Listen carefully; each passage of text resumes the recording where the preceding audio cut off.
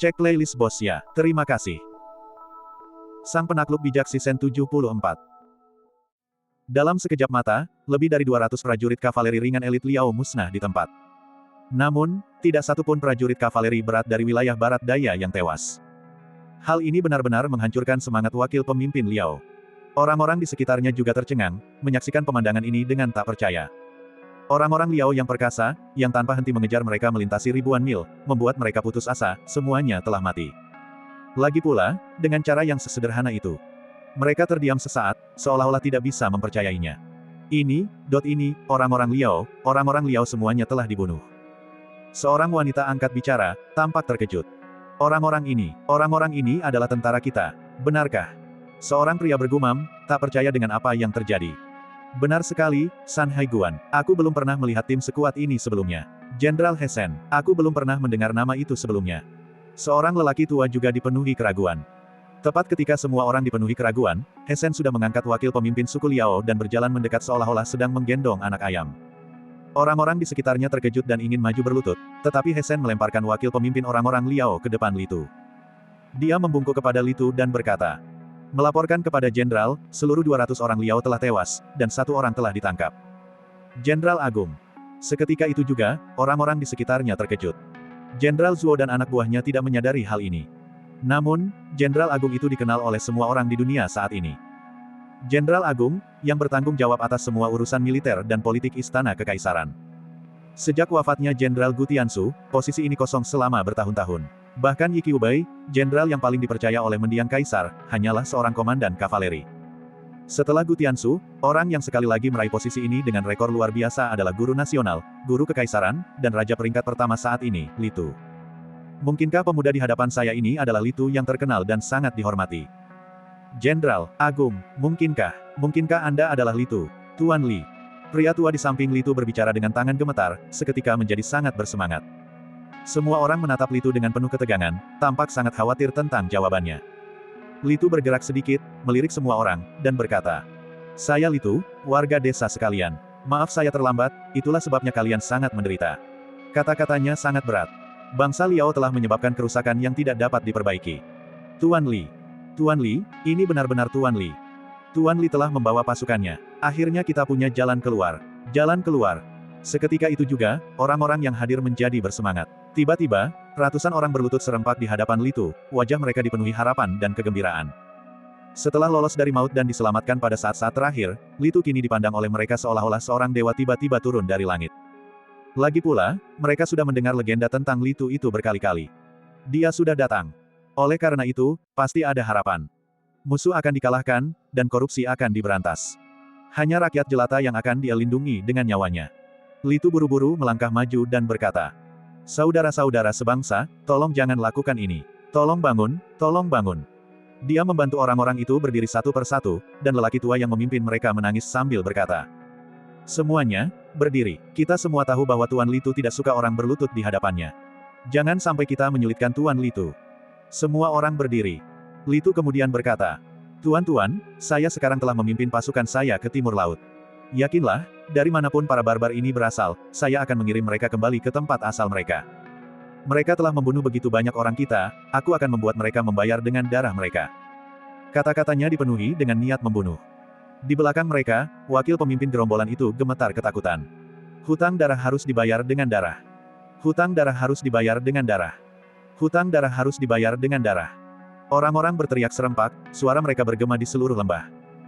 Li Tu kemudian memimpin He Sen, bersama dengan banyak warga sipil, menuju ke arah pasukan. Tak lama kemudian, mereka akhirnya berhasil menyusul pasukan tersebut. Fu Yi takjub melihat Li Tu telah membawa kembali begitu banyak orang. Tuan, apa ini? Fu Yi mengajukan sebuah pertanyaan. Li Tu tidak banyak bicara, tetapi berkata, beri mereka makanan dulu, rawat yang terluka, lalu bawa mereka menemui saya. Fu Yi langsung mengangguk dan mengirim seseorang untuk mengatur semuanya. Bawa para tahanan ke atas.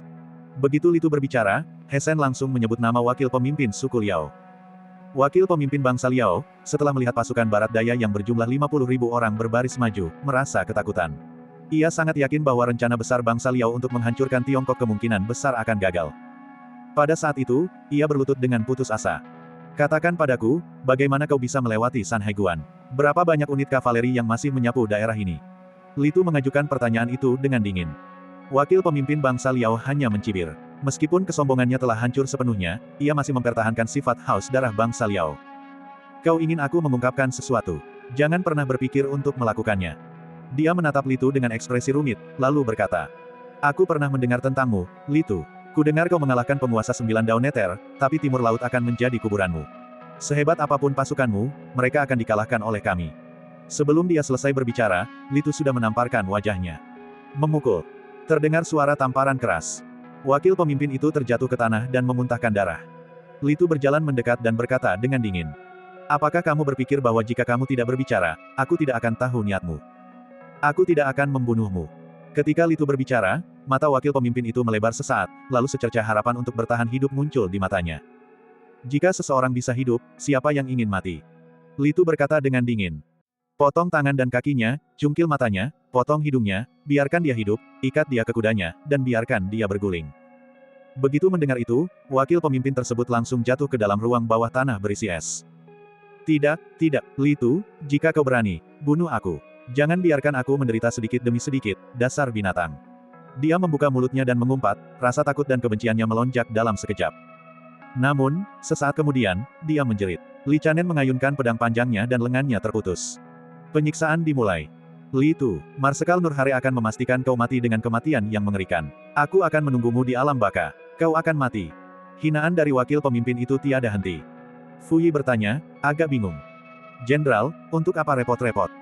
Jika tidak ada gunanya, bunuh saja dia. Jika memang bermanfaat, mengapa tidak melakukan interogasi yang sebenarnya? Li Tu menggelengkan kepalanya dan berkata, jika kelompok ini bisa memburu warga sipil, pasti ada kelompok kedua. Kelompok ketiga. Lagi pula, San Haiguan belum berhasil ditembus, tetapi begitu banyak pasukan Liao yang telah menyusup. Mereka pasti telah membayar harga yang sangat mahal. Mengapa mereka sampai menyerbu San Haiguan dan memburu warga sipil yang sudah memasuki celah itu? Li Tu menatap Fu Yi.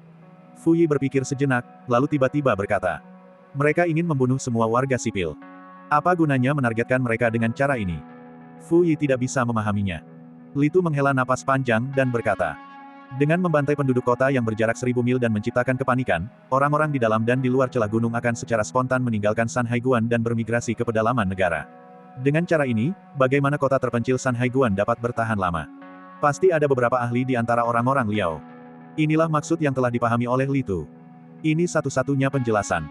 Terlebih lagi, sekilas pandang ini mengungkapkan bahwa orang Liao bukanlah orang biasa, perencanaan strategis dan strategi keseluruhan mereka sangat unggul. Tidak mengherankan jika garnisun di San Haiguan menderita kekalahan berulang kali.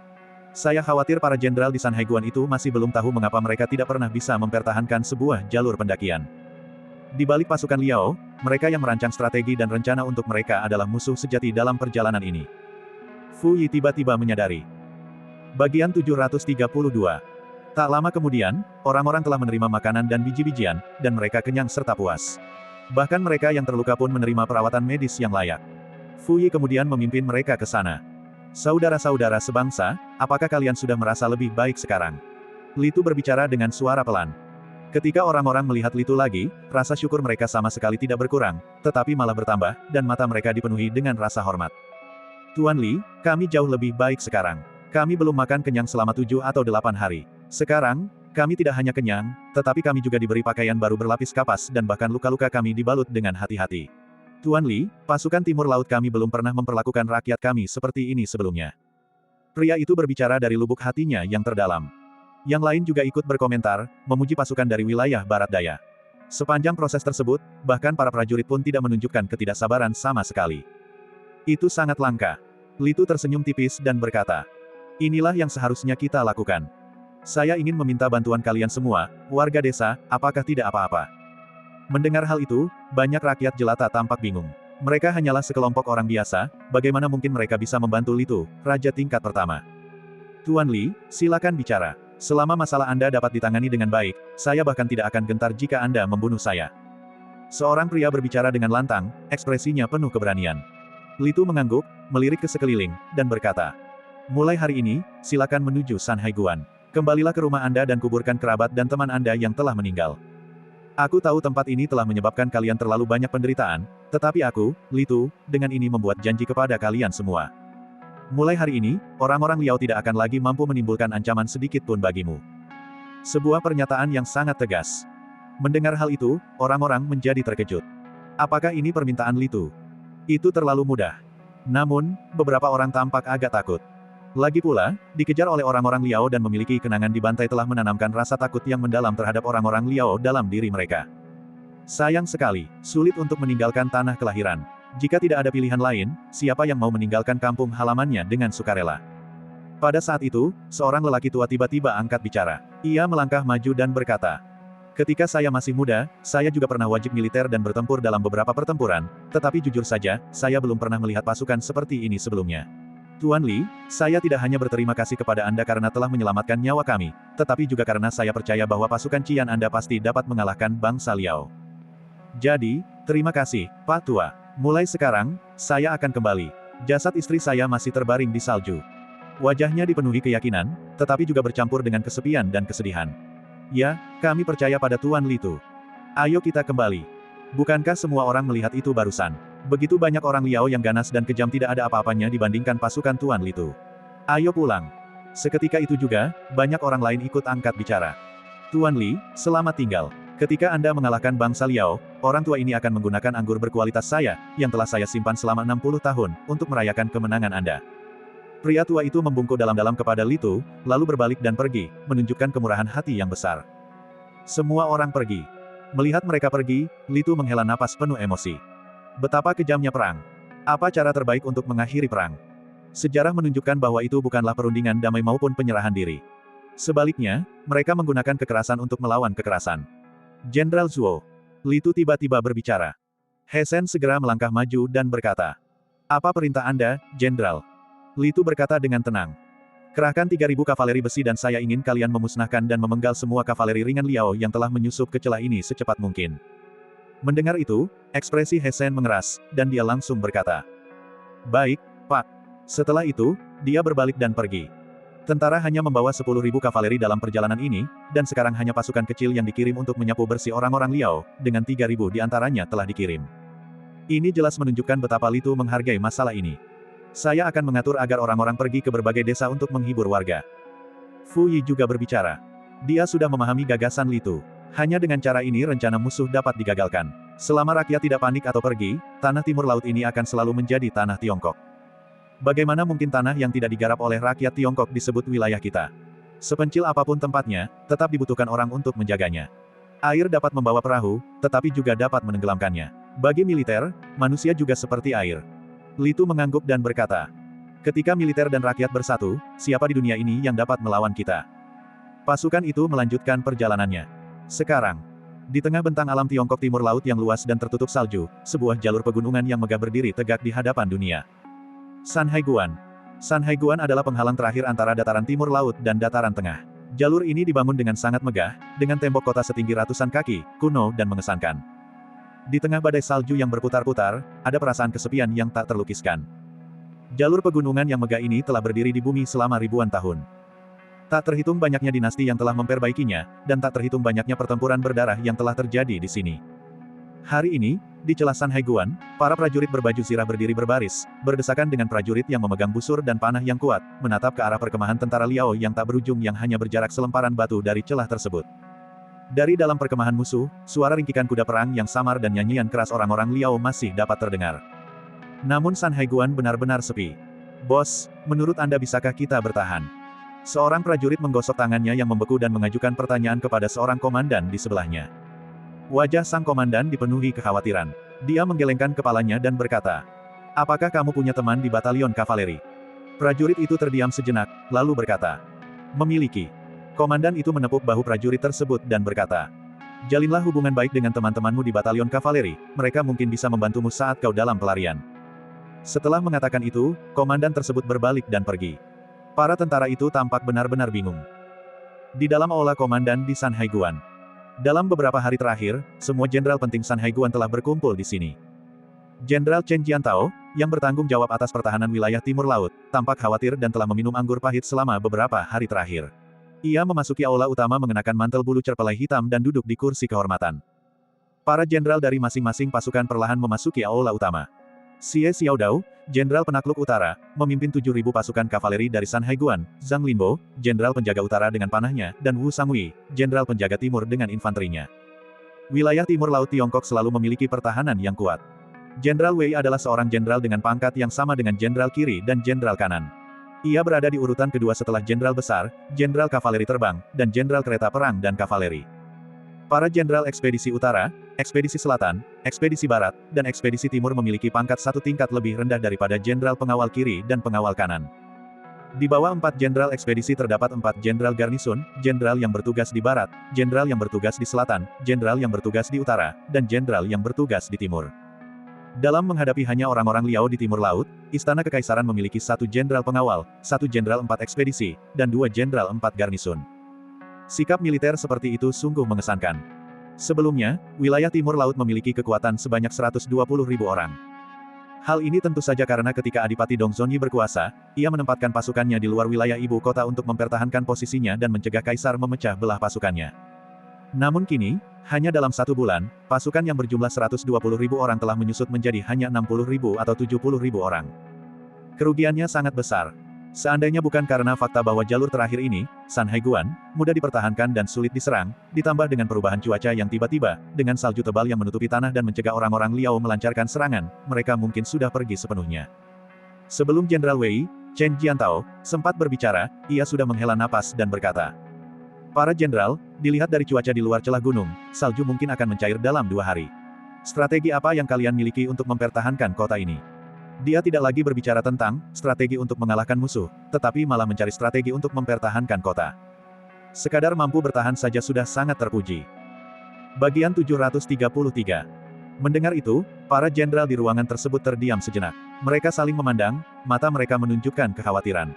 Ini bukan kali pertama Jenderal Wei Chen Jiantao mengajukan pertanyaan ini, tetapi terlepas dari suasana aula yang megah dan hikmat, tidak ada satupun saran bermanfaat yang pernah diberikan.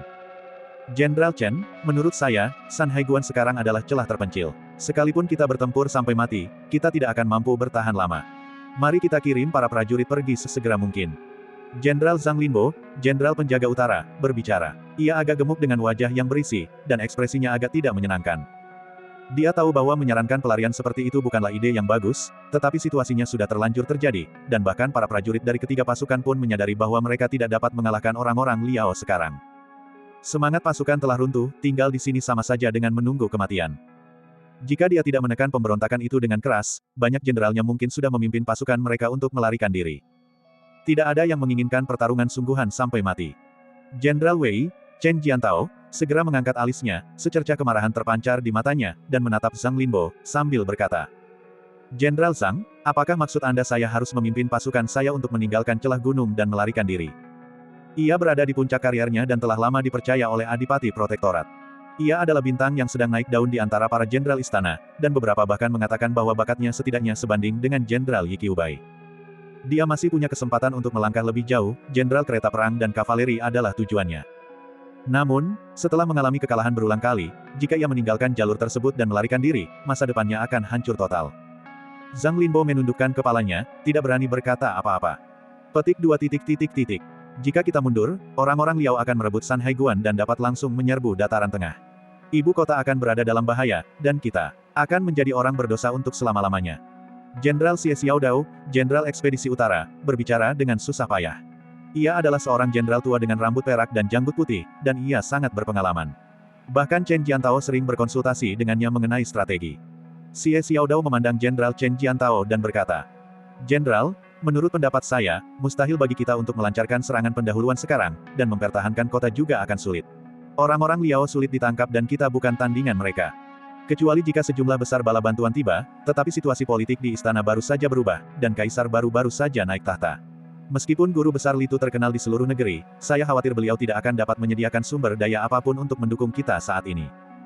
Sekalipun mereka mendukung kita, apa gunanya? Sekalipun mereka memberi kita tambahan 30.000, 50.000, atau bahkan 100.000 pasukan, akankah kita mampu melawan rakyat Liao?" Wajahnya dipenuhi kepahitan dan kekecewaan saat dia berkata, "Jenderal, apakah Anda masih ingat pertempuran dataran kuda liar setengah bulan yang lalu? Saat itu, 30.000 pasukan kavaleri kita dibantai oleh orang-orang Liao dalam satu pertempuran, hanya menyisakan 7.000 orang. Sungguh tragis. Dia menggelengkan kepalanya, secerca rasa takut terlihat di matanya, dan berkata, "Bahkan sampai sekarang, aku masih tak bisa melupakan kengerian formasi pembunuh itu.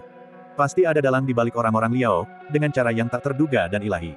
Bisa dikatakan bahwa bahkan jika Adipati Protektorat terlahir kembali, dia mungkin tidak akan mampu menghentikan mereka." Dengan kesulitan seperti itu, hanya seorang jenius seperti Gu Tiansu yang bisa terlahir kembali dan mungkin mengalahkan bangsa Liao. Saat dia berbicara, aula itu kembali diselimuti keheningan yang mencekam. Ya, pertempuran itu. Dalam pertempuran itu, tentara Timur Laut kehilangan lebih dari 20.000 kavaleri elit, dan situasinya menjadi benar-benar tidak dapat diubah, mengakibatkan kekalahan telak.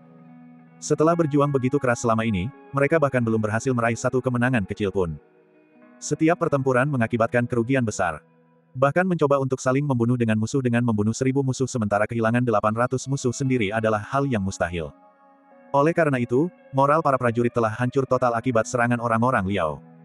Suku-suku yang pernah mereka pandang rendah, orang-orang Liao yang pernah mereka cela sebagai orang barbar, kini dibantai sesuka hati. Perasaan ini jelas menyakitkan. Tapi kita tidak punya pilihan selain menerimanya. Jenderal Wei, Chen Jiantao, menatap Jenderal Xie Xiaodao, Jenderal Ekspedisi Utara, dengan tatapan tajam yang memperlihatkan sedikit rasa tak berdaya dan kesedihan. Tentu saja, dia bisa tahu bahwa meskipun Xie Xiaodao tidak secara eksplisit mengatakan ingin pergi, makna di balik kata-katanya cukup jelas.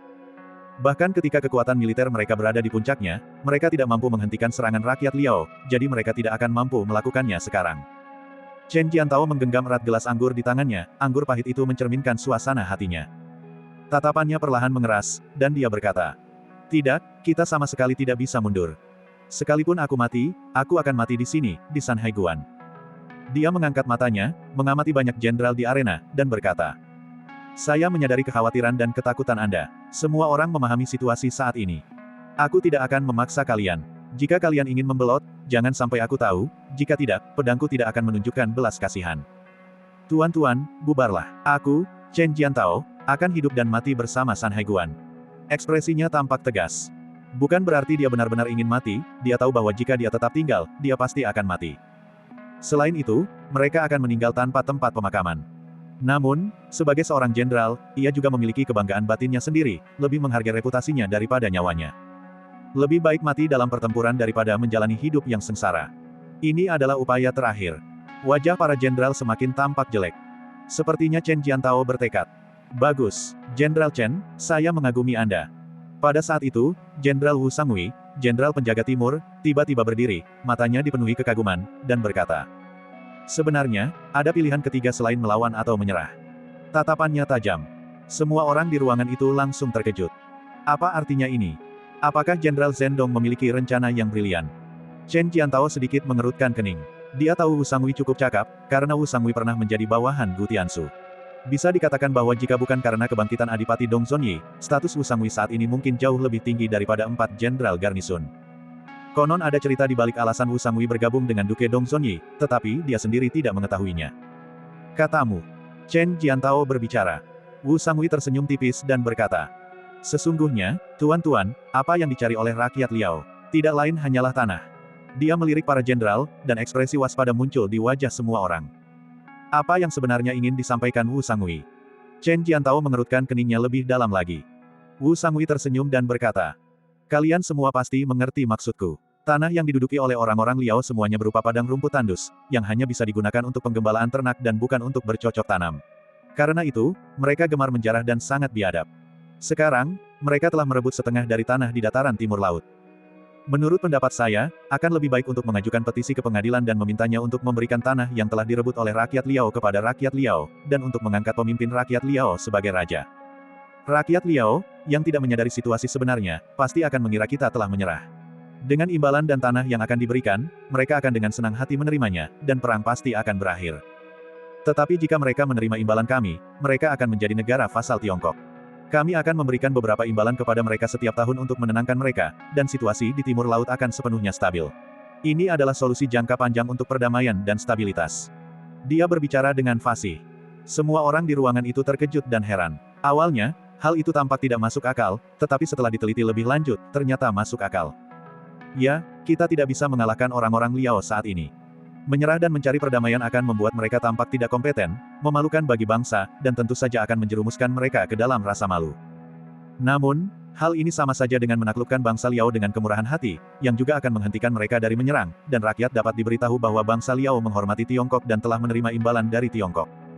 Bukankah itu akan membuatmu terlihat baik? Itu dukungan yang sangat kuat, masih ada harapan. Seketika itu juga, mata semua jenderal di medan perang berbinar. Ini seperti melihat cahaya. Bahkan Chen Jiantao, yang baru saja bersumpah untuk hidup dan mati bersama San Haiguan, tak kuasa menahan diri untuk tidak termenung dalam-dalam saat ini. Bagian 734. Chen Jiantao merenung dan berpikir dalam-dalam. Ya, situasi ini tidak baik bagi siapapun, dan alasan memilih mati dalam pertempuran adalah karena tidak ada cara lain. Lagi pula, siapa yang benar-benar ingin mati? Namun, jika Anda melakukan ini, Anda tidak hanya tidak akan mati, tetapi Anda bahkan mungkin akan mengukir nama Anda dalam sejarah. Ini bisa ditutupi dengan cat putih. Yang terpenting, Chen Jiantao selalu sangat jelas tentang situasi di istana. Dinasti saat ini terkenal karena pemujaannya terhadap hal-hal asing.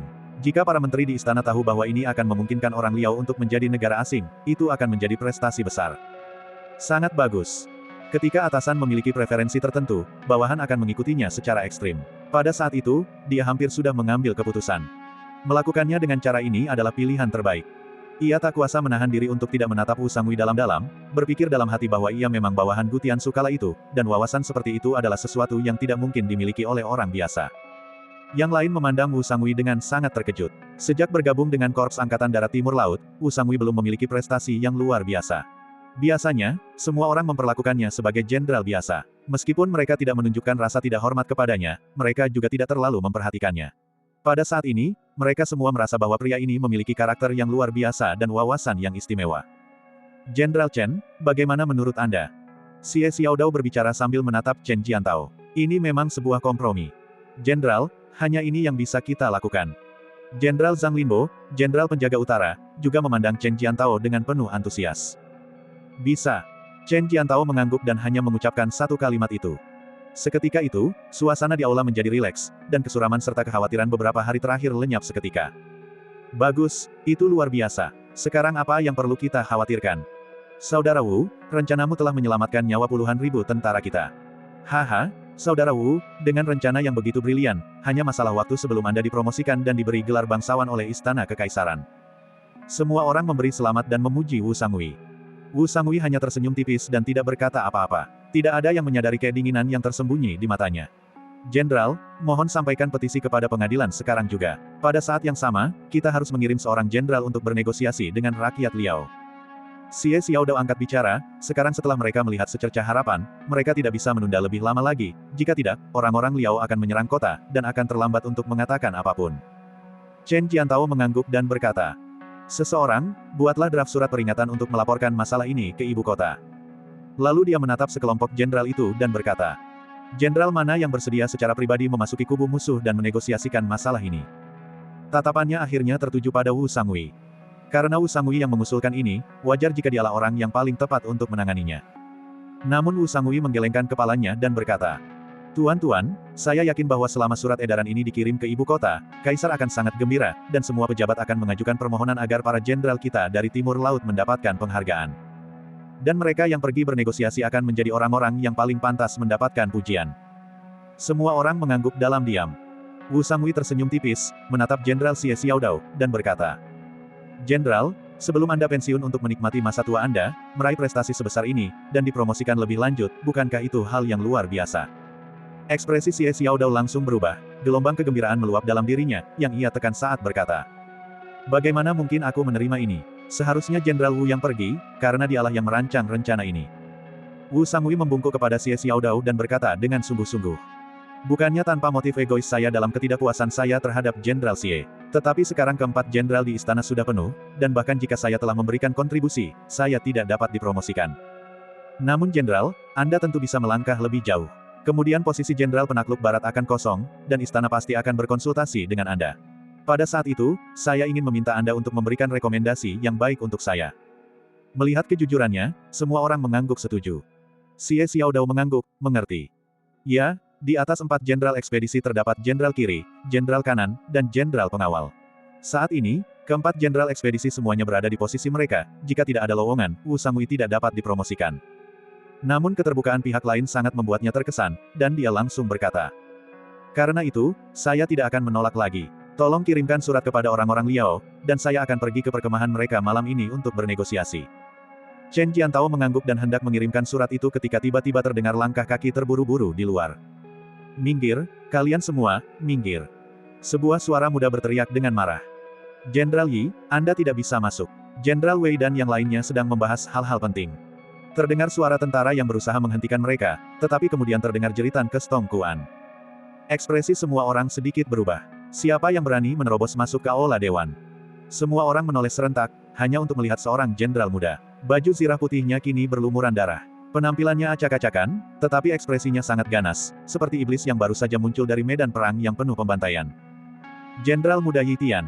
Chen Jiantao sedikit mengerutkan kening dan berkata, bagaimana jenderal muda itu bisa berada dalam keadaan seperti ini? Pemuda ini tak lain adalah Yi Tian. Di ibu kota, ia menjadi murid Litu, dan merupakan salah satu murid sah Litu. Kemudian, Litu pergi ke barat daya dan kemudian kembali ke ibu kota.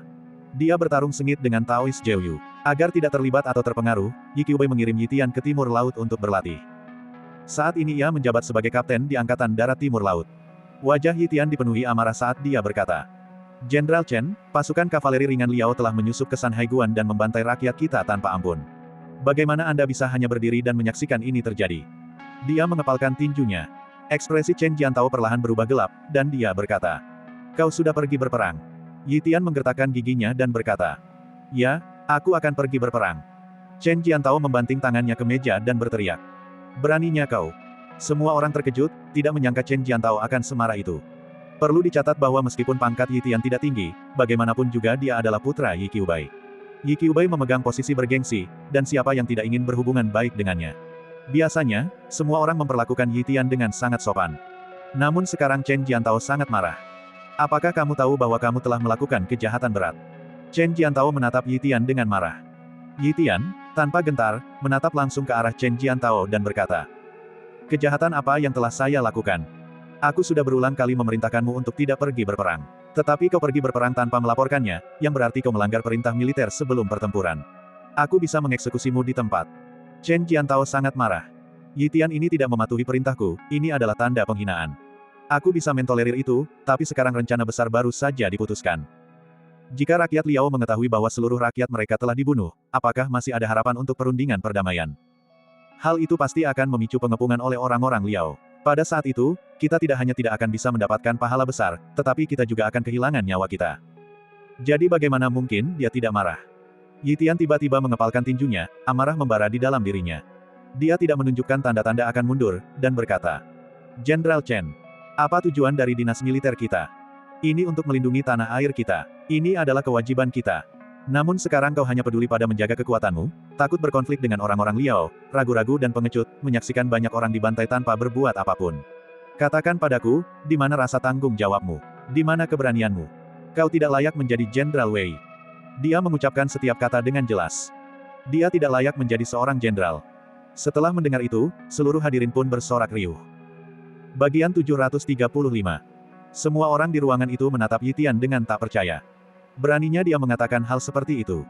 Anda harus mengerti bahwa apapun yang terjadi, dia hanyalah seorang pemuda, hanya seorang kapten. Bahkan, jika bukan karena koneksi ayahnya, dia tidak akan memenuhi syarat untuk masuk ke aula ini. Beraninya kau mengucapkan kata-kata arogan seperti itu. Chen Jiantao sangat marah. Aku sangat marah. Dia menatap Yi Tian, api di matanya hampir menjadi kenyataan. Di depan begitu banyak orang, dan diprovokasi seperti ini, jika dia tidak bertindak, bagaimana mungkin martabat Jenderal Wei tetap terjaga? Kapten Yi Tian.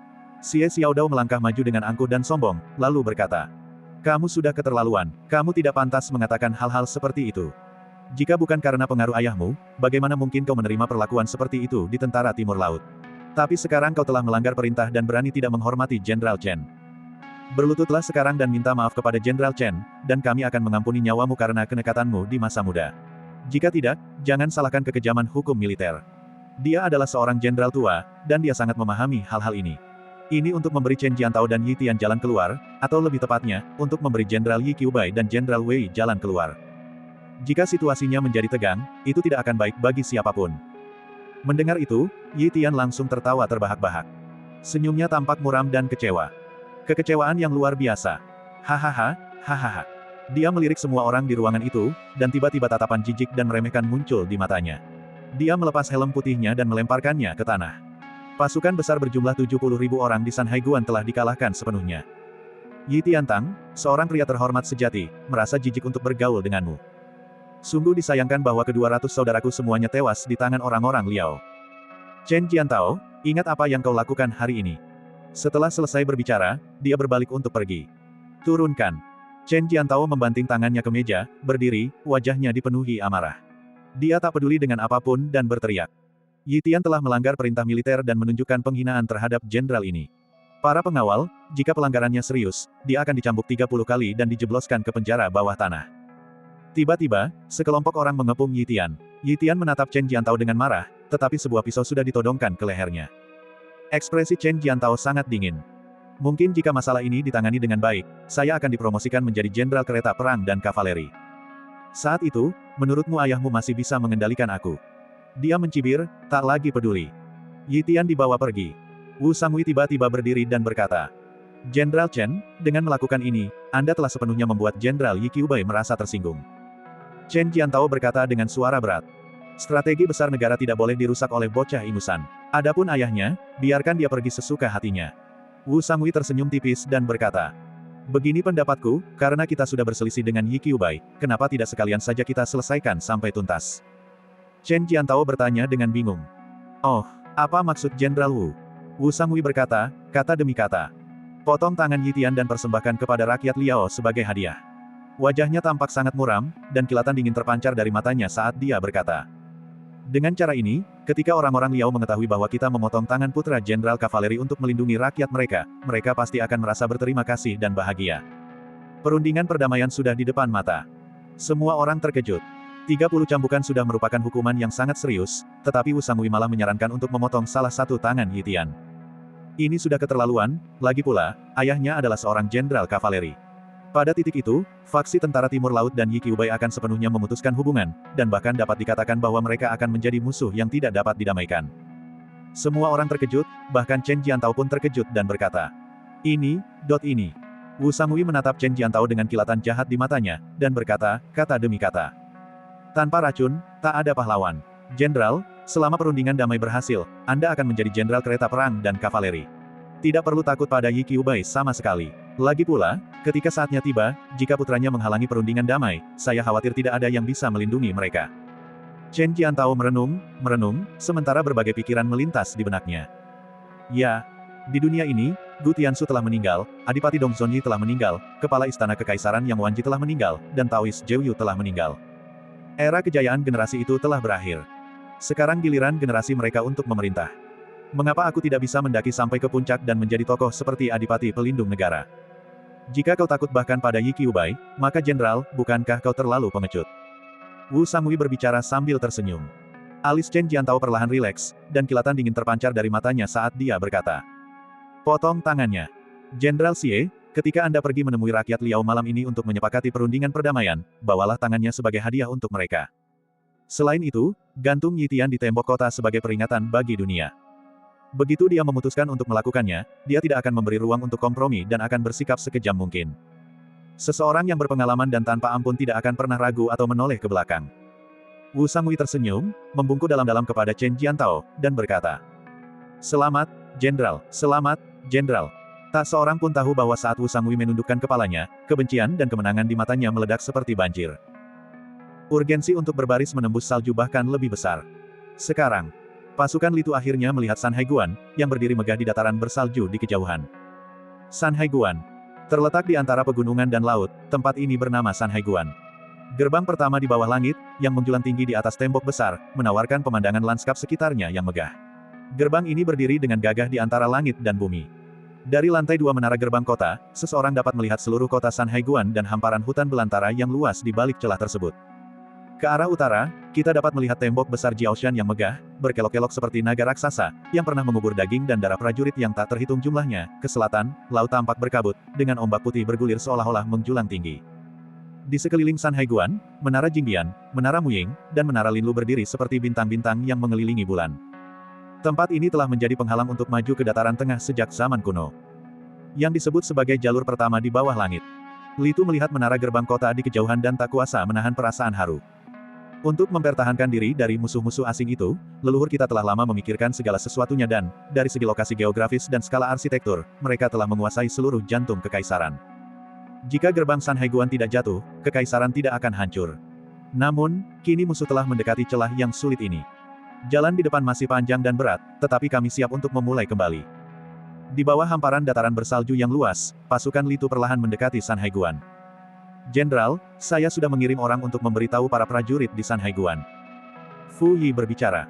Li Tu mengangguk dan berkata, setelah memasuki kota, Anda akan dibebaskan dari semua pertahanan kota dan menggantikan semua orang yang bertanggung jawab atas pertahanan.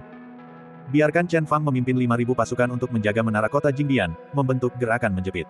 Pada saat yang sama, kirim 3.000 kavaleri besi lainnya untuk menjaga menara kota Muying di utara. Li Tu berbicara dengan tenang. Mendengar itu, Fu Yi sedikit terkejut. Dengan melakukan ini, Li Tu praktis telah mengambil kendali penuh atas pertahanan San Haiguan. Mereka tidak memberikan wewenang pertahanan apapun kepada Komandan San Haiguan. Jenderal, bukankah melakukan ini akan memicu kemarahan di antara para jenderal dan prajurit San Haiguan? Dia merasa sedikit khawatir. Namun, wajah Li Tu tampak sedingin besi. Dia berkata, sekelompok pengecut yang begitu takut untuk bertarung bahkan ketika rekan senegara mereka dibantai, akan menjadi aib bagi saya jika mereka tidak membenci saya. Fu Yi tetap diam. Laporan. Pada saat itu, seorang penjaga tiba-tiba datang untuk melaporkan.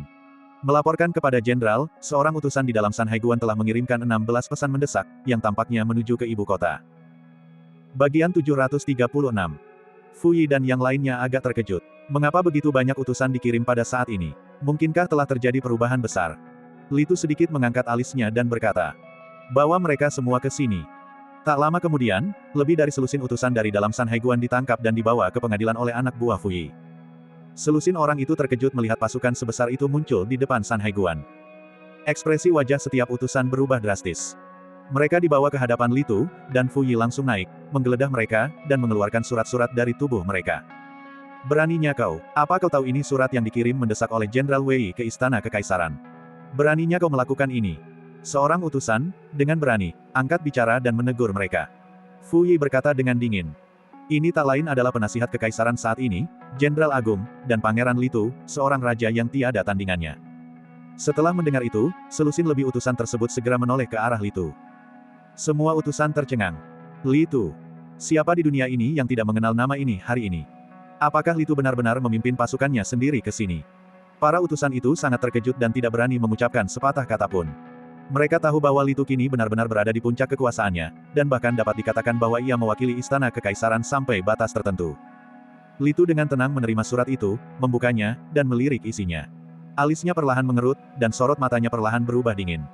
Dia menyerahkan surat itu kepada Fu Yi.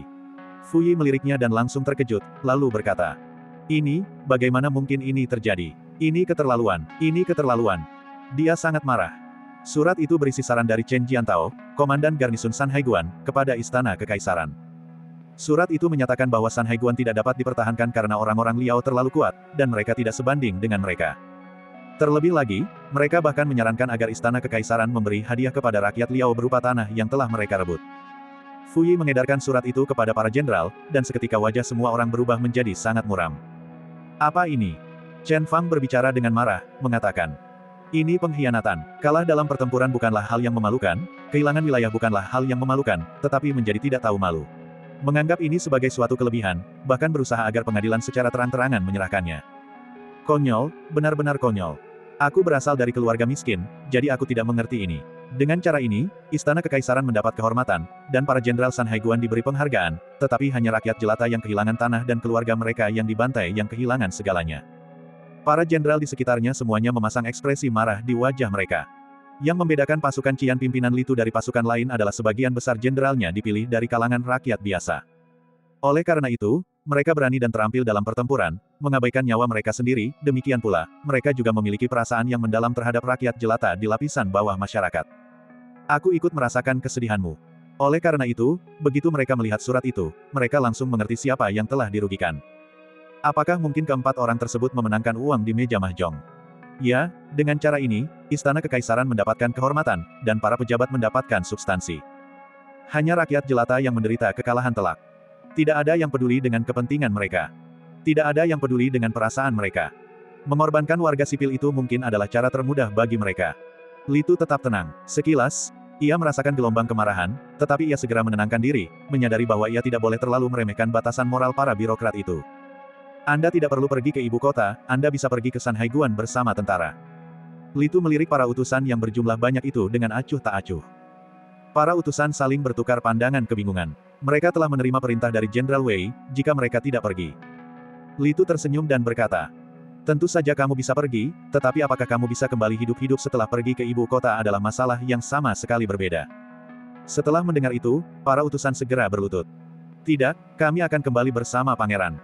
Sesuai perintah yang mulia. Semua orang dipenuhi rasa cemas. Pada saat itu, salah seorang utusan ragu sejenak, tetapi akhirnya menggertakkan giginya dan berkata, Yang mulia, jika Anda ingin memasuki celah ini, mohon lakukan sesegera mungkin. Jika Anda terlambat, Letnan Mayor Yitian mungkin berada dalam bahaya besar. Mendengar itu, Li Tu langsung menatapnya. Bicaralah, ada apa? Li Tu berbicara dengan suara berat. Utusan itu mengabaikan segalanya, hati nuraninya mengalahkan rasa takutnya, dan dia berkata, Jenderal Muda Yitian sebelumnya tidak mematuhi perintah Jenderal Wei dan memimpin pasukan untuk melawan orang-orang Liao tanpa izin. Sekarang Jenderal Wei sangat marah dan mengatakan dia akan memotong tangan Kapten Yitian. Yang mulia, mohon segera pergi. Dia menundukkan kepalanya. Chen Jiantao sudah keterlaluan. Apakah kamu sudah gila? Dia berani menyentuh salah satu murid pangeran. Dia sedang mencari kematian. Para jenderal di sekitarnya bahkan lebih marah. Chen Jiantao sedang mencari kematian. Anda harus tahu bahwa Yitian bukan hanya putra jenderal kavaleri, tetapi juga salah satu murid Li Tu. Di ibu kota, Yitian dipukuli dan dilatih oleh Li Tu. Siapa di dunia ini yang tidak tahu itu? Ini bukan hanya aib bagi jenderal kavaleri, tetapi juga penghinaan terhadap Li Tu. Intinya adalah Chen Jiantao menghukum Yitian karena Yitian mengambil inisiatif untuk menyerang dan melawan orang-orang Liao. Logika macam apa ini? Apakah para jenderal San Haiguan sudah menjadi begitu pengecut?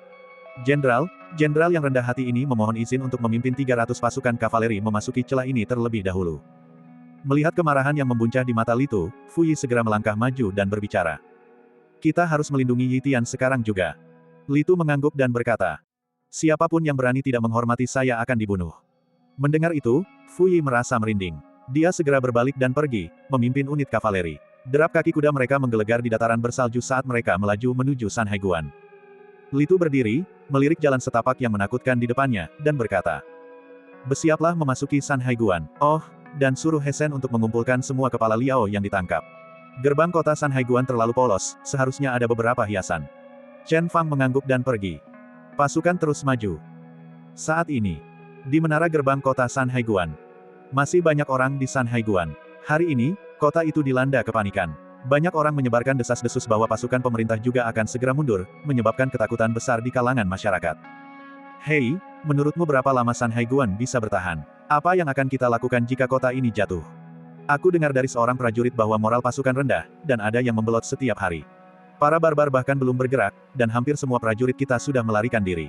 Kurasa kita harus pergi secepat mungkin. Lari, kemana kau bisa lari?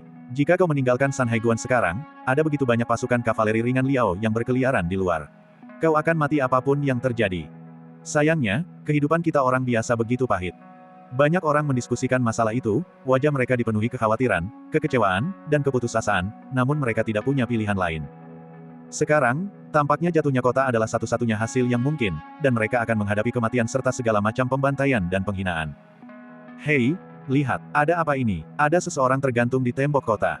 Tiba-tiba, seorang warga biasa berteriak keras, dan seketika semua orang di jalan-jalan sekitarnya menoleh ke arah menara kota. Seorang pemuda berlumuran darah, dalam kondisi mengerikan, diikat dengan tali oleh beberapa tentara dan digantung di tembok kota. Tangan kanannya baru saja terputus. Seluruh warga kota langsung tercengang. Bagian 737. Di kota San Haiguan, semua orang di jalanan gempar. Semua orang dipenuhi pertanyaan, tidak tahu apa yang telah terjadi. Apa yang terjadi? Tiba-tiba seseorang diangkat ke atas. Apa yang dilakukan orang ini? Itu sangat buruk. Dia dipukuli begitu parah hingga hampir seluruh tubuhnya berlumuran darah, dan tangannya bahkan dipotong.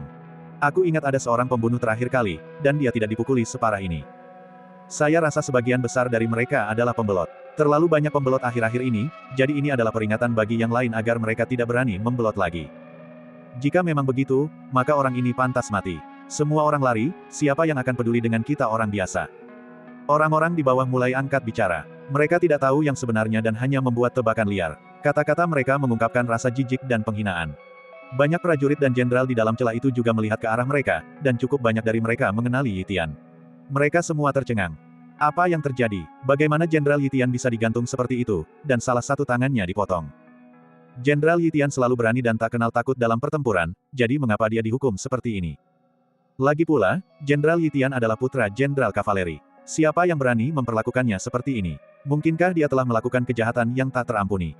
Banyak prajurit juga merasa bingung, tidak mengerti mengapa Yi Tian diperlakukan seperti ini. Namun pada saat itu, perwira militer yang telah menggantung Yi Tian di tembok kota berbicara dengan lantang. Saya, Huang Chao, di bawah komando Jenderal Wei, dengan ini menggantung pengkhianat ini di atas tembok kota sebagai peringatan bagi orang lain. Senyum dingin muncul di wajahnya saat dia berkata. Kolonel Yi Tian tidak mematuhi perintah Jenderal Wei dan memimpin pasukan ke medan perang melawan bangsa Liao tanpa izin, hampir menghancurkan rencana besar tentara. Mulai hari ini, siapapun yang berani terlibat dalam pertempuran tanpa izin dan mengganggu rencana Jenderal akan mengalami nasib yang sama. Tidak, bahkan lebih buruk darinya. Dia mengamati area di bawahnya dengan sikap yang penuh wibawa. Seketika itu juga, semua orang di kota di bawah terkejut dan tidak percaya. Apa, itu sebabnya mereka diperlakukan seperti ini? Seorang pria menatap dengan mata terbelalak, merasa tak percaya. Sialan, perintah militer omong kosong macam apa ini? Mereka hanya berdiri diam dan tidak melakukan apa-apa sementara rakyat kita dibantai oleh orang-orang Liao di tanah kita sendiri. Tidak melakukan apa-apa itu satu hal, tetapi ketika seseorang akhirnya berani melawan, mereka malah mendapat perlakuan seperti ini. Sungguh menyedihkan. Seorang tukang daging yang kuat dan berotot sangat marah. Bahkan para prajurit dan jenderal pun menunjukkan ekspresi yang rumit saat itu. Jenderal muda Yi Tian membawa orang-orang kepercayaannya, yang semuanya ia bawa dari ibu kota, untuk melawan orang-orang Liao. Untuk melawan binatang buas yang rakus itu, tak seorang pun selamat, dan dia kembali berlumuran darah, hanya untuk diperlakukan seperti ini. Dia pria sejati, seorang pahlawan, aku mengaguminya. Tindakan Jenderal Wei, sungguh mengecewakan. Seorang jenderal yang mengetahui kebenaran mengepalkan tinjunya, menggertakkan giginya, dan merasa sangat tersinggung dan marah. Seandainya dia bisa, dia bahkan ingin bergegas naik. Mereka bergegas maju dan menyelamatkan Yi Tian. Yi Tian berada di ambang kematian. Lengan kanannya telah putus, dan rasa sakit yang luar biasa hampir membuat hatinya mati rasa. Seluruh tubuhnya dipenuhi luka. Begitu Chen Jiantao mengambil keputusan, tentu saja dia tidak akan menunjukkan belas kasihan padanya. Dipukuli dan disiksa. Pada saat itu, ia merasakan ketidakberdayaan yang mendalam. Melihat tangan kanannya yang kosong, dengan darah yang masih segar, ia tiba-tiba tertawa getir kepada warga sipil dan tentara yang tak terhitung jumlahnya di bawah. Aku, Yi Tian, akan mati tanpa penyesalan, seorang pria sejati, untuk melindungi rumah dan negaraku. Melindungi rumahnya, membela negaraku. Suaranya lemah dan terbata-bata, tetapi dipenuhi dengan semacam ketegasan dan tekad yang tak tergoyahkan yang membuat orang mengaguminya. Aku lebih memilih mati daripada menyesalinya. Mendengar itu, semua warga sipil dan tentara di bawah tampak sangat terkejut. Hati mereka tersentuh oleh kata-kata Yi Tian. Semua orang memandang Yi Tian dengan cemas. Di atas, Letnan Jenderal Huang Chao melirik dingin ke arah kerumunan, dan ia tentu saja melihat simpati dan kemarahan di wajah mereka. Dia mencibir dan tiba-tiba melambaikan tangannya ke samping, lalu seorang tentara membawakan seember air. Yi Tian, begitu saja. Jadi kau lebih memilih mati daripada menyesalinya. Jadi kau akan melindungi rumah dan negaramu. Baiklah, jangan khawatir, aku tidak akan membiarkanmu mati terlalu cepat. Aku akan membiarkanmu merasakan bagaimana rasanya, membela negaramu. Aku akan membuat mereka yang bersimpati padamu semakin bersimpati. Setelah selesai berbicara, dia tiba-tiba menyiramkan seember air ke Yi Tian. Ah! Tergantung di sana, tubuh Yi Tian langsung berputar, mengeluarkan jeritan memilukan. Wajahnya mati rasa karena kesakitan saat itu juga, dan wajahnya yang mengerikan berubah menjadi berantakan. Yang disiramkan ke mereka adalah air asin. Air garam dituangkan langsung ke luka-luka di sekujur tubuhnya, termasuk luka di lengan kanannya.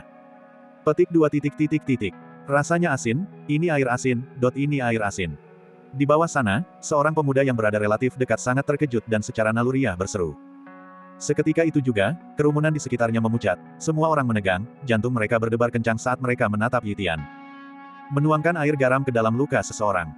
Sungguh hukuman yang kejam. Setiap warga terkejut, merasakan kekaguman dan ketakutan atas kekejaman tersebut, dan pada saat yang sama, mata mereka dipenuhi dengan kemarahan yang mendalam. Yi Tian merasakan sakit yang luar biasa hingga tubuhnya mati rasa dan terpelintir, dan pikirannya hampir hancur. Dia mengeluarkan jeritan kesakitan yang panjang dan pingsan. Haha, hahaha. Di atas tembok kota, Huang Chao tertawa terbahak-bahak. Melihat Yi Tian kesakitan seperti itu, dia sangat senang dengan dirinya sendiri. Semakin banyak rasa sakit dan siksaan yang Yi Tian alami, semakin puas Jenderal Wei, karena tahu bahwa promosinya sudah di depan mata. Oleh karena itu, dia ingin menyiksa Yi Tian dengan kejam. Tolong bawakan aku seember air bersih. Kau pikir kau akan pingsan begini? Tidakkah kau pikir kau terlalu dimanjakan? Seorang prajurit membawa seember air, dan Huang Chao menuangkan seluruh isi ember air itu langsung ke air tersebut. Ah! Yi Tian mengerang dan perlahan terbangun dari ketidaksadarannya. Saat ia bangun, rasa sakit akibat garam yang mengikis lukanya meresap ke dalam hatinya, hampir membuatnya pingsan lagi. Heh, jadi kamu masih mau bersikap tangguh, iya? Haha, memang tangguh. Aku ingin melihat berapa lama kamu bisa mempertahankan sikap tangguh ini. Panggil aku Tuan Huang, dan aku akan memberimu kematian yang cepat. Bagaimana? Mohonlah padaku, hahaha, hahaha. Dia sangat arogan. Dia sangat senang dengan dirinya sendiri. Terutama mengingat Yi Tian berasal dari keluarga militer dan putra seorang jenderal, dia merasakan kemenangan, seperti orang picik yang telah mencapai tujuannya. Mempermalukan seseorang yang tidak pernah bisa dia jangkau sepanjang hidupnya adalah perasaan yang luar biasa. Yi Tian perlahan membuka matanya dan berusaha membuka bibirnya. Dia tidak lagi bisa melihat orang dengan jelas, hanya sosok-sosok tak terhitung jumlahnya yang berkumpul di bawahnya.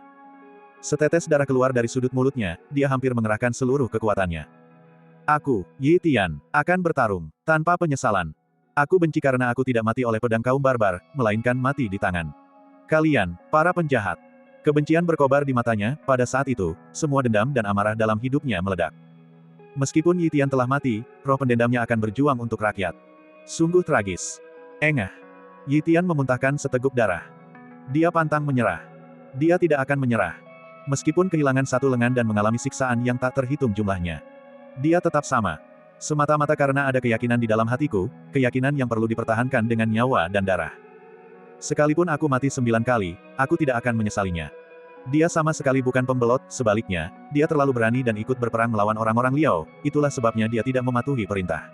Sialan, perintah macam apa ini? Sekarang ini, sangat sedikit orang yang berani melawan orang-orang Liao. Dan orang yang akhirnya keluar malah tangannya dipotong dan disiksa seperti ini. Pada saat itu, seorang lelaki tua, gemetar karena marah dan air mata mengalir di wajahnya, menunjuk ke arah Yi Tian di tembok kota dan berkata dengan suara gemetar. Tindakan keji dan menyimpang. Dalam 70 tahun lebih hidupku, aku belum pernah melihat perilaku yang begitu keterlaluan. Jenderal Yi adalah seorang pahlawan, pahlawan sejati. Dalam sekejap, suara tuannya berteriak, seolah-olah dia ingin menggunakan seluruh kekuatannya untuk membersihkan nama Yi Tian.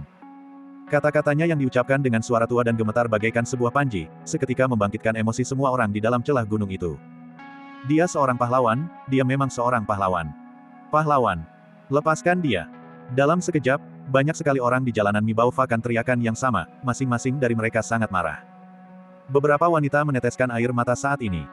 Beberapa pria mengepalkan tinju mereka saat itu, berharap mereka bisa segera maju. Semangat juang banyak prajurit tersulut dan darah mereka mendidih. Tatapan mata mereka memancarkan simpati dan rasa iba yang mendalam, tetapi lebih dari itu, kekaguman dan rasa hormat. Ya, merekalah orang-orang yang benar-benar memperjuangkan mereka.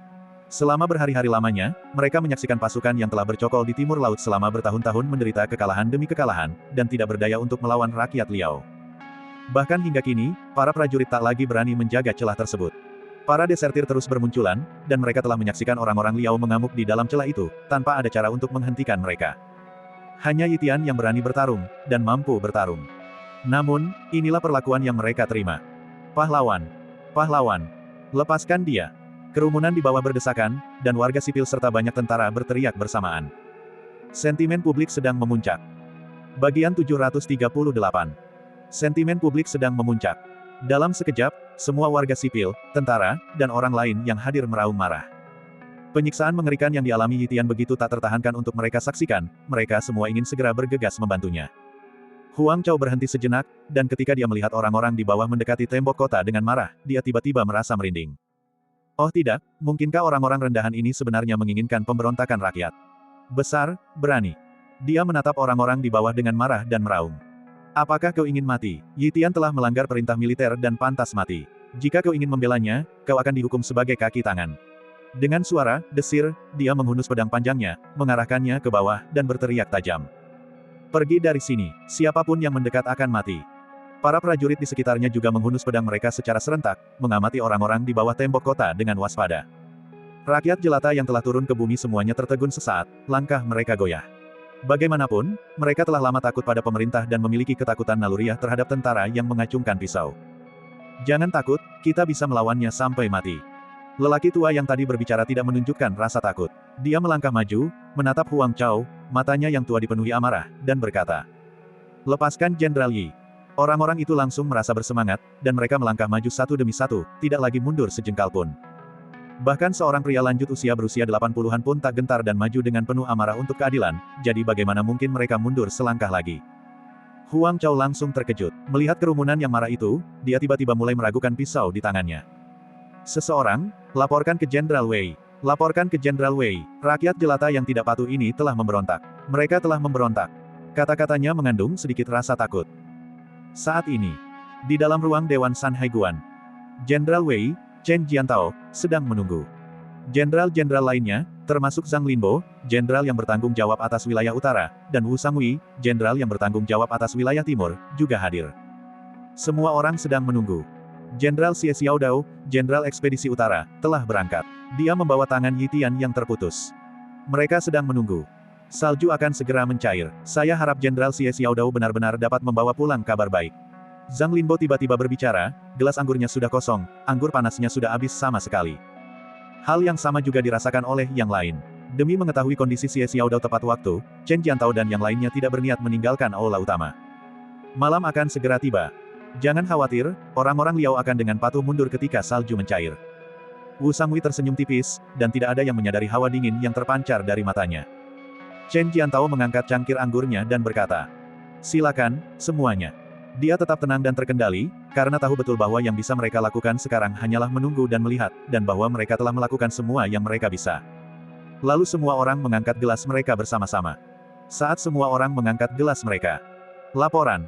Tiba-tiba, terdengar suara tergesa-gesa dari luar. Semua orang di aula langsung terkejut, dan Chen Jiantao meremukkan cangkir anggur di tangannya dengan suara krak. Dia sangat gugup. Semua orang menoleh untuk melihat, tetapi apakah kabar tentang Xie Xiaodao telah sampai? Laporan. Para prajurit yang tiba berlutut di tanah. Bicaralah, di mana Jenderal Xie Xiaodao? Apakah dia sudah kembali ke kota? Chen Jiantao berbicara dengan dingin. Namun prajurit itu terdiam sejenak, lalu bereaksi dan berkata, "Melapor kepada Jenderal, saya tidak tahu apa-apa tentang Jenderal Xie Xiaodao. Jenderal Huang Chao lah yang mengutus saya untuk meminta bantuan. Rakyat dan tentara di kota menunjukkan tanda-tanda kerusuhan." Dia selesai berbicara. Semua jenderal di arena itu terkejut. Apakah ini tidak ada hubungannya dengan Xie Xiaodao? Kerusuhan di kota. Pekerjaan macam apa yang telah dilakukan Huang Chao? Dia idiot, dia bahkan tidak bisa mengintimidasi sekelompok orang biasa, dia benar-benar tidak berguna. Jenderal Zhang Linbo, jenderal penjaga utara, mengerutkan kening dan berbicara. Pada saat kritis ini, mereka masih berhasil menimbulkan masalah. Jenderal Zhang, Anda pergi. Huang Chao bisa dipecat. Chen Jiantao berbicara dengan dingin, menunjukkan bahwa dia sama sekali tidak peduli dengan hal-hal seperti itu. Alasan Huang Chao dipecat bukanlah karena dia bertindak gegabah dan membuat marah rakyat. Sebaliknya, itu karena dia tidak memiliki kemampuan untuk sepenuhnya menekan bahkan sekelompok warga sipil yang tidak berdaya. Sepotong sampah. Zhang Linbo segera melangkah maju dan berkata, "Bawahanmu patuh." Lalu dia berbalik dan pergi. Jenderal Zhang. Pada saat itu, Wu Sangui tiba-tiba berbicara lagi. Zhang Linbo terdiam sejenak, lalu menoleh ke arah Wu Sangui dan berkata, "Bagaimana pendapat Anda, Jenderal Wu?" Wu Sangui tersenyum tipis dan berkata, "Bukan apa-apa, saya hanya mengingatkan Jenderal bahwa kota harus tetap stabil.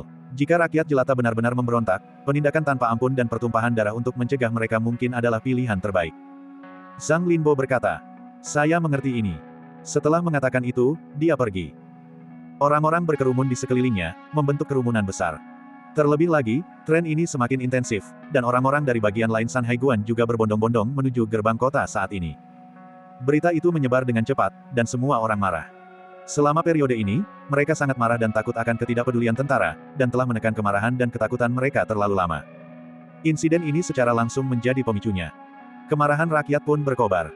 Banyak sekali orang yang berhamburan keluar dari jalanan dan gang-gang, sebagian di antaranya membawa galah, memegang pisau penyembelihan babi, dan sebagainya. Huang Chao terkejut. Dia menatap gerbang kota di bawah dengan tak percaya, perasaan gelisah yang mendalam muncul dalam dirinya. Takut.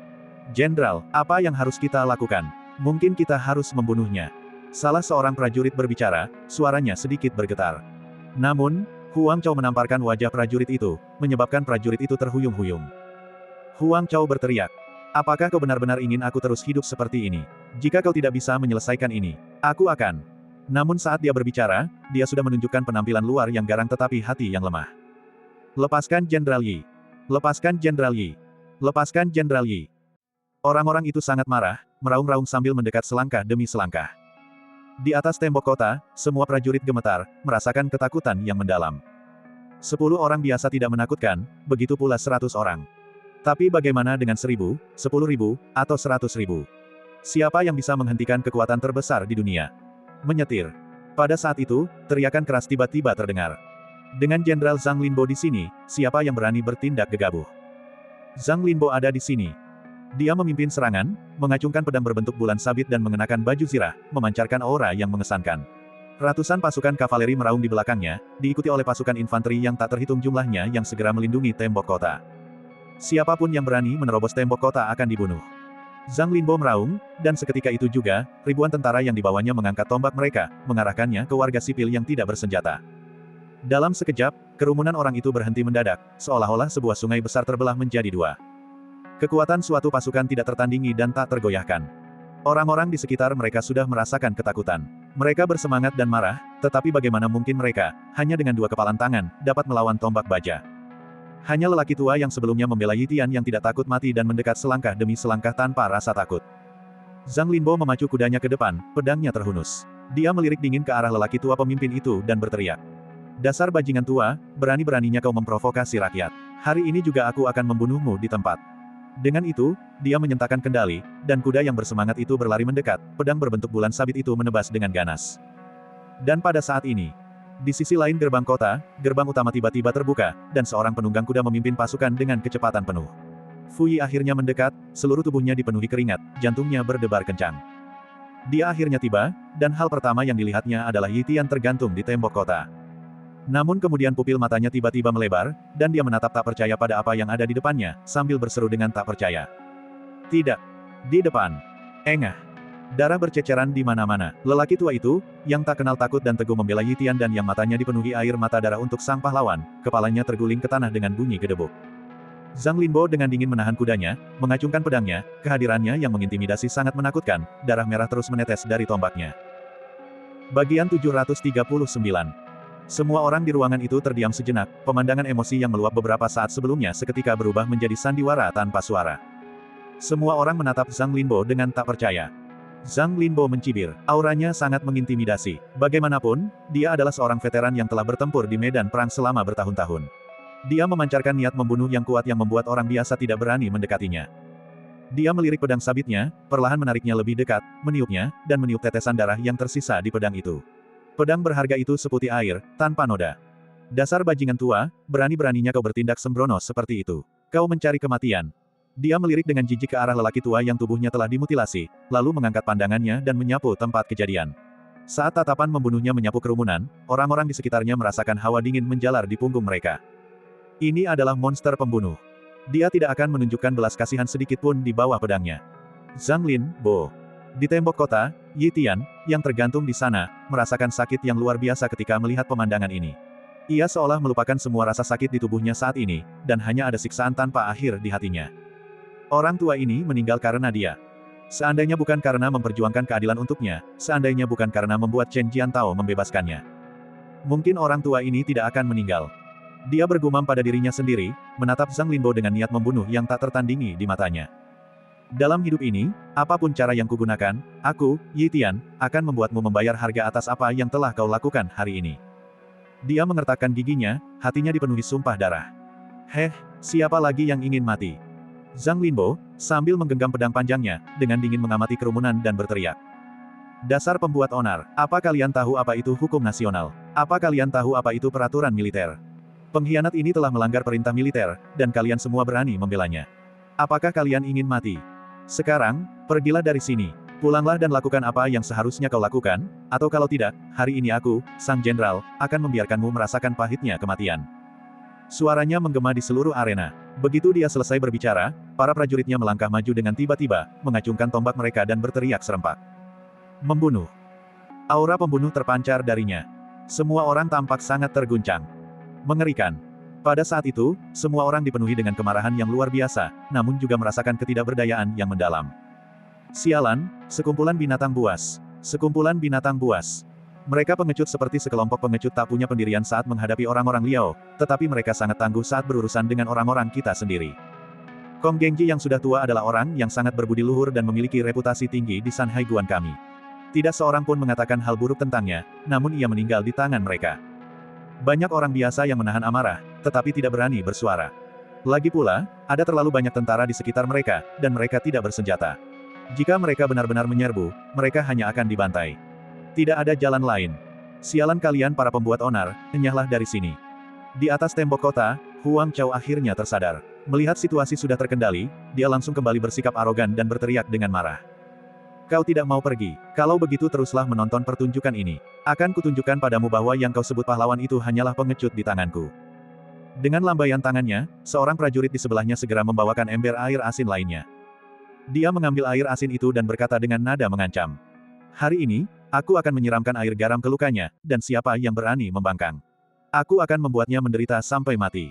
Sambil berbicara, dia mengangkat ember, siap untuk menuangkannya. Kerumunan itu kembali menyerbu maju, setiap orang dipenuhi amarah dan kegelisahan, tetapi mereka ditahan oleh para prajurit di sekitar mereka dengan tombak mereka. Tidak, jangan. Jenderal Yi. Binatang-binatang buas ini, hewan-hewan ini. Setiap warga sangat marah, dan beberapa wanita yang lebih lemah sampai meneteskan air mata. Tidak ada yang bisa kita lakukan. Hahaha. Huang Chao tertawa terbahak-bahak dan hendak menuangkan air. Memanggil. Tiba-tiba, suara anak panah yang melesat menembus udara kembali terdengar. Ah! Di atas tembok kota, tawa Huang Chao tiba-tiba berhenti, digantikan oleh jeritan kesakitan. Ember di tangannya terbanting ke tanah, memercikkan air ke seluruh tubuhnya. Lengan Huang Chao tertembus panah, dan berlumuran darah. Tidak, tidak, siapa yang menembakku? Seorang pembunuh bayaran, seorang pembunuh bayaran. Huang Chao merasakan sakit dan hampir pingsan karena kesakitan. Dia berteriak. Para prajurit di sekitarnya dengan cepat melindunginya, sangat terkejut dan dalam keadaan siaga tinggi.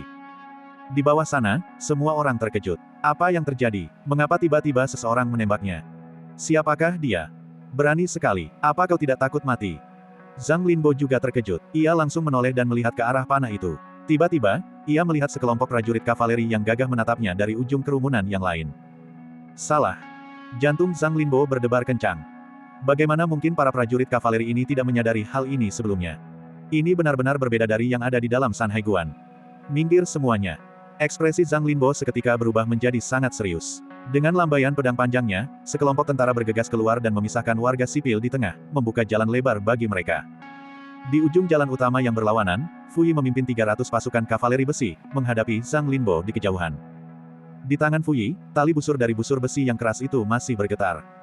Itu dia. Dia menembakkan panah itu. Siapa orang ini? Aku belum pernah melihatnya sebelumnya. Mengapa dia begitu berani? Apakah dia tidak takut mati? Tidak, para prajurit kavaleri ini. Kami belum pernah melihat mereka sebelumnya di dalam San Haiguan. Orang-orang di kerumunan itu semuanya terkejut. Semua mata tertuju pada Fuyi dan para prajurit kavaleri lainnya. Zhang Linbo juga menatap Fuyi dengan dingin dan berkata, siapakah Anda, Tuan? Mengapa Anda tiba-tiba muncul di gerbang San Haiguan saya dan bahkan berani melukai jenderal saya? Saya khawatir Anda harus memberi saya penjelasan. Saat dia berbicara, para prajurit di sampingnya bergegas maju dengan raungan, dan hampir 1000 orang mengepung Fuyi dan 300 orang lainnya. Fuyi dan yang lainnya tetap tidak terpengaruh, sementara beberapa tentara dari barat daya bahkan menunjukkan ekspresi arogan dan meremehkan. Ya, mereka sama sekali tidak peduli dengan orang-orang ini, bahkan, mereka membenci mereka. Bagaimana mungkin sekelompok orang yang bahkan tidak berani terjun ke medan perang bisa dianggap serius? Apa kau tidak mendengarku? Aku bertanya dari mana asalmu? Seorang letnan menegurnya. Fuyi perlahan menurunkan busur besi keras di tangannya, mengangkat matanya, melirik Zhang Linbo dengan acuh tak acuh, dan berkata, pertama, bebaskan mereka. Kedua, lepaskan senjata dan baju besi kalian, dan ikat diri kalian untuk menunggu hukuman. Dia hanya mengucapkan 2 kalimat. Kedua kalimat ini bukanlah permintaan, bukan pula diskusi, melainkan sebuah perintah. Semua orang di sekitar terkejut. Siapakah orang ini? Beraninya dia berbicara seperti itu kepada Jenderal Zhang Lintao yang terhormat. Apakah kamu mencari kematian? Wajah Zhang Linbo langsung berkerut, amarahnya membara, dan matanya dipenuhi niat membunuh. Apakah kamu memerintahku? Dia sudah menggenggam pedang panjang itu dengan erat di tangannya. Sebagai seorang jenderal veteran, dia telah membunuh banyak sekali orang, jadi dia tidak peduli untuk membunuh beberapa orang lagi. Fuyi berkata, kata demi kata. Ya. Mata mereka bertemu. Percikan api langsung menyala. Zhang Linbo menggenggam erat pedang sabitnya, amarahnya meledak, siap memberi perintah untuk membunuh Fuyi. Tapi saat ini, seorang penjaga gawang bergegas mendekat, berkeringat deras, dan membisikkan beberapa kata kepada kuda Zhang Linbo. Zhang Linbo langsung terkejut. Dia mendongak, ekspresi tak percaya terpancar di matanya. Dari ibu kota.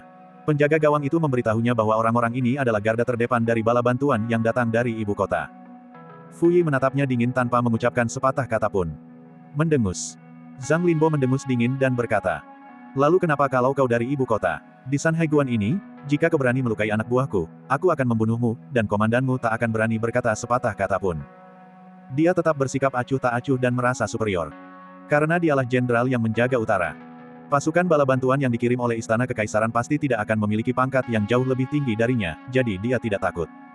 Tunjukkan padaku perintah militer Kekaisaran, biarkan aku melihatnya, dan lihat apakah kalian adalah salah satu dari mata-mata barbar ini. Zhang Linbo memulai pidatonya yang agresif. Namun Fu Yi hanya berkata dengan dingin. Kau tidak memenuhi syarat, jika kau ingin melihat perintah militer, suruh Chen Jiantao keluar ke sini. Semua orang yang hadir bahkan lebih terkejut. Beraninya orang ini bersikap begitu arogan. Bagian 740. Semua orang di ruangan itu pucat pasi, di mata mereka, nada bicara Fu Yi terlalu arogan. Sekalipun Jenderal Wei, Chen Jiantao, ada di sini, dia tidak akan berbicara kepada Zhang Linbo seperti itu. Kemarahan meluap di mata Zhang Linbo, tetapi ia malah mencibir dan berkata dengan dingin. Jenderal ini adalah Zhang Linbo, jenderal penjaga utara. Ekspresi angkuh dan meremehkan muncul di wajahnya. Menurutnya, orang di depannya mungkin bahkan tidak mengenali identitasnya, itulah sebabnya dia berani berbicara sembarangan. Seorang jenderal garda depan, paling banter seorang kapten, bukanlah apa-apanya dibandingkan denganku. Apa, kau pikir aku masih belum memenuhi syarat? Tahukah kau betapa beratnya kejahatan tidak menghormati atasan? Dia menatap Fu Yi dengan saksama, seolah mencoba menembusnya dengan tatapannya dan memaksanya mengakui kekalahan dan mengakui kesalahannya. Fu Yi hanya melirik Zhang Linbo dengan acuh tak acuh, seolah-olah sedang melihat seorang badut. Jenderal Zuo, Fu Yi. Dia berbicara dengan tenang. Hanya 5 kata. Namun pada saat itu, Zhang Linbo membeku, wajahnya sesaat tanpa ekspresi, seolah-olah dia salah dengar. Dia tiba-tiba mengangkat kepalanya dan menatap Fu Yi dengan tak percaya. Jenderal Zuo. Apakah saya salah dengar? Sebagai jenderal penjaga utara, mustahil dia tidak mengetahui urusan penting istana. Dia juga tahu bahwa pasukan Barat Daya telah memberikan kontribusi besar dalam pertempuran ibu kota baru-baru ini, jadi setelah Kaisar baru naik tahta, dia memberi penghargaan kepada sejumlah besar jenderal dari Barat Daya. Jenderal itu, tentu saja, adalah salah satu tokoh terpenting di Kekaisaran saat ini. Siapa yang berani menyinggung perasaannya? Adapun para jenderalnya, Fu Yi dan He Shen, mereka langsung diangkat sebagai jenderal kiri dan jenderal kanan. Jenderal kiri, jenderal kanan, apa artinya itu? Mereka setara dengan Chen Jiantao. Bahkan, jenderal kiri dan jenderal kanan saat ini jauh lebih bergengsi daripada jenderal garda, karena semua orang tahu pejabat tinggi mana di istana yang berada di belakang mereka. Apa yang kau katakan? Kata-kata Zhang Linbo agak sulit dipercaya. Fu Yi menatap Zhang Linbo dengan dingin dan berkata, akan kukatakan sekali lagi, untuk terakhir kalinya. Lepaskan pria itu, ikat dirimu sendiri, dan tunggu hukuman. Kata-katanya sederhana dan jelas. Ekspresi Zhang Linbo tiba-tiba berubah drastis. Ekspresinya berubah-ubah antara terang dan gelap, dipenuhi kecurigaan. Jika orang di hadapan saya memang Jenderal Zuo, maka dia adalah seseorang yang sama sekali tidak boleh saya sakiti. Alasannya sederhana, bukan hanya pangkat saya lebih rendah darinya, tetapi dia juga didukung oleh Li Tu. Tapi haruskah kita benar-benar melakukan seperti yang dia katakan? Bagaimana aku bisa bertahan hidup setelah itu? Dia menggertakkan giginya dan tiba-tiba berkata, aku tidak bisa mematuhi perintah dari Istana Kekaisaran sampai perintah militer Kekaisaran dikeluarkan. Saya akan meminta Jenderal Wei untuk datang. Mohon tunggu sebentar. Setelah selesai berbicara, dia segera melambaikan tangannya, dan seorang jenderal berbalik dan berlari cepat menuju aula dewan.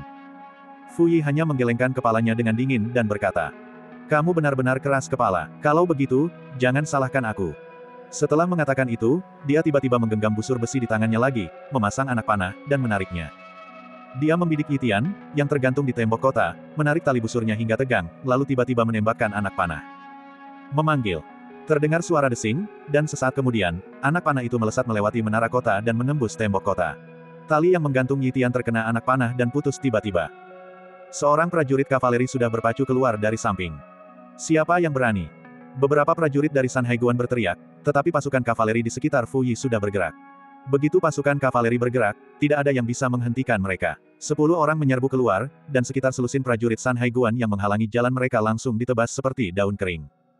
Semua orang yang hadir pucat pasi karena terkejut. Ini adalah San Haiguan, namun pasukan kavaleri besi Barat Daya ini membunuh tanpa sepatah kata pun. Terlebih lagi, kecepatan itu sangat menakutkan, meskipun memiliki begitu banyak pasukan infanteri, mereka dikalahkan dalam sekejap. Ekspresi Zhang Linbo berubah drastis. Penunggang kuda pertama menangkap Yi Tian saat dia terjatuh. Penunggang kuda itu berbalik dan menurunkan Yi Tian ke tanah. Fu Yi turun dari kudanya, membantu Yi Tian berdiri, dan melihat luka-luka di sekujur tubuh Yi Tian, hatinya langsung merasa sedih. Para jenderal San Haiguan sedang mencari kematian. Itu benar-benar tindakan bunuh diri. Tuan-tuan, kalian terlalu sombong. Kalian dengan sembarangan membantai tentara San Haiguan kami di dalam San Haiguan. Bahkan seorang raja dengan kedudukan setara pun tidak akan membiarkan kalian bertindak sembrono seperti itu. Zhang Linbo tak kuasa menahan diri untuk angkat bicara, jika tidak, ia akan benar-benar kehilangan semua wewenangnya. Terlebih lagi, mengingat temperamennya, fakta bahwa dia tidak secara langsung memerintahkan seluruh pasukan untuk memusnahkan kavaleri barat daya ini sudah merupakan tindakan pengendalian diri yang luar biasa. Fu Yi tiba-tiba mendongak, menyapu pandangannya ke seberang ruangan dengan ekspresi tegas, dan berteriak. Bersiaplah untuk menyerang. Mendengar itu, 300 prajurit kavaleri besi di sekelilingnya tiba-tiba meraung marah. Membunuh. Mereka semua mengangkat tombak panjang mereka secara serentak, kehadiran mereka yang mengesankan sungguh menakjubkan. Mereka jauh lebih unggul daripada kavaleri San Haiguan. Kuat, sangat kuat. Meskipun hanya ada 300 orang, mereka memberi orang-orang ilusi bahwa tidak ada yang bisa menghentikan mereka. Ekspresi Zhang Linbo berubah drastis. Apa yang harus kita lakukan? Apakah kita benar-benar harus melawan pasukan kavaleri dari barat daya ini? Dia tidak takut pada orang-orang ini, tetapi dia takut pada Litu. Makhluk surgawi itu, yang bahkan adipati pelindung negara, Dong Zhonyi, penguasa Taois 9 alam bawah, dan pemimpin sekte iblis pun tak berdaya menghadapinya. Jika kau memprovokasinya, kau hanya akan menuju kematian. Fu Yi menatap Zhang Linbo, mengucapkan setiap kata dengan jelas, dan berkata. Turun ke sini, berlutut. Dia sedang memberi perintah. 300 pasukan kavaleri sudah diarahkan ke Zhang Linbo. Begitu mereka mulai menyerang, meskipun ada banyak tentara di sekitar, mereka tidak bisa menghentikannya. Fu Yi sudah siap untuk menangkap dan membunuh Zhang Linbo di tempat. Dia harus dibunuh untuk meredakan kemarahan publik. Zhang Linbo terkejut. Saya benar-benar terkejut. Dia merasa merinding. Rasa dingin ini hanya pernah kurasakan saat menghadapi pasukan besi Gutiansu kala itu. Mungkinkah pasukan di wilayah barat daya saat ini sebanding dengan pasukan kuno yang memusnahkan Xiongnu? Dia dalam kesulitan. Sampai-sampai membuat anak buahku berlutut, kau benar-benar punya pengaruh besar. Tepat saat itu, teriakan dingin terdengar dari belakang, diikuti oleh suara derap kaki kuda. Terlihat bahwa Chen Jiantao, bersama Wu Sangui dan jenderal-jenderal lainnya, telah tiba. Ketika Chen Jiantao dan yang lainnya menerima kabar bahwa bala bantuan kekaisaran telah tiba di dalam San Haiguan, mereka benar-benar terkejut. Semuanya terjadi terlalu cepat. Mereka hampir sepenuhnya tidak siap. Terlebih lagi, mereka semakin terkejut ketika mengetahui bahwa orang yang datang sebenarnya adalah Jenderal Zuo. Namun ketika mereka tiba di lokasi kejadian, mereka mendapati bahwa hanya ada 300 prajurit kavaleri.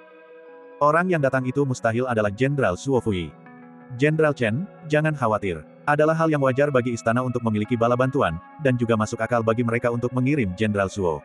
Tetapi orang yang datang sekarang jelas bukan Jenderal Zuo. Paling-paling, dia hanyalah seorang perwira kecil yang bertindak atas nama Jenderal Zuo. Jenderal Zuo seharusnya memimpin pasukan utama di belakang. Inilah analisis situasi yang diberikan Wu Sangui kepada Chen Jiantao setelah mendengar berita tersebut.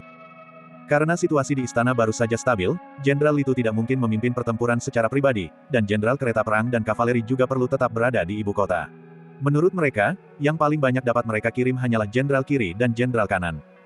Entah itu Jenderal kiri atau Jenderal kanan, mereka pasti akan memimpin pasukan di antara para jenderal besar, dan tidak akan muncul di sini.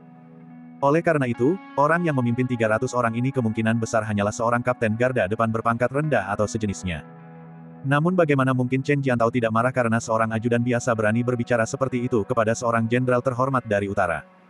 Begitu mendengar suara Chen Jiantao, semua mata tertuju padanya. Para pengawalnya berjumlah banyak dan arogan, benar-benar tak terkalahkan. Chen Jiantao tiba dengan tenang, matanya dipenuhi kesombongan yang tak tertandingi. Dia melirik Fu Yi dengan dingin dan berkata, mengingat kalian adalah bala bantuan dari ibu kota, aku bisa menunda kejahatan kalian menyelamatkan Yi Tian.